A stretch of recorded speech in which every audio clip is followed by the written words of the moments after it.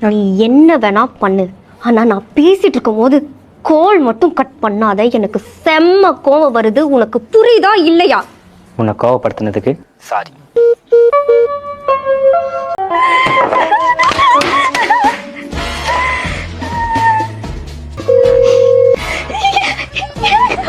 Hello hello hello cut பண்ற நீ,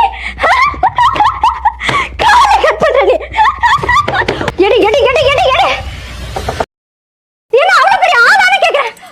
நான் மட்டும் அங்க வந்து இந்த பெண்ணோட குத்து குத்து குத்து கொன்னுடுவேன்டா. உன்னை மட்டும் இல்ல, உன் குடும்பத்தை எரிச்சு கொன்னுடுவேன்டா. சாவச்சுடுவேன்டா உன்னை.